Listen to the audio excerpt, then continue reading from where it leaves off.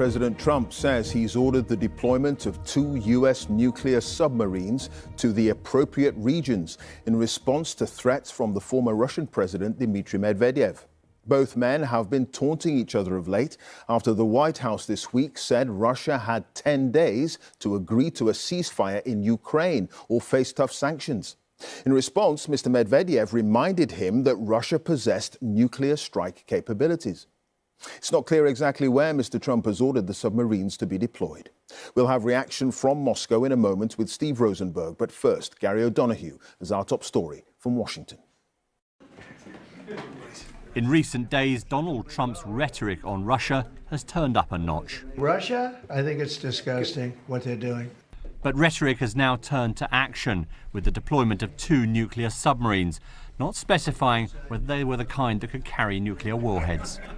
He was responding to the words of the former Russian President Dmitri Medvedev, who accused the US president of playing the ultimatum game over threats to impose fresh sanctions on Russia next week if a ceasefire in Ukraine wasn't agreed.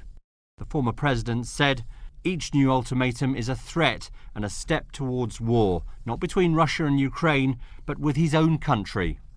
In a post on Truth Social, Donald Trump said he was deploying the subs just in case these foolish and inflammatory statements are more than just that.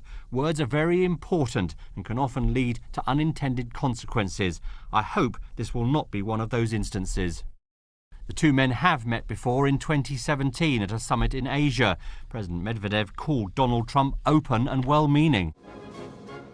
While former President Medvedev retains a role in Russia's National Security Council, he is not seen as the voice of Vladimir Putin, but nonetheless is provocative in his statements. Today, the current Russian president, pictured here with his Belarusian counterpart, was more measured, declaring that disappointments only came from excessive expectations. The US has more than a dozen submarines that can carry nuclear warheads. They form part of the so-called triad of air, land and sea deterrence, the most undetectable part of America's strategic nuclear force. Donald Trump's latest deadline on Russia runs out at the end of next week. He's already said he doesn't expect fresh sanctions to change Vladimir Putin's behavior.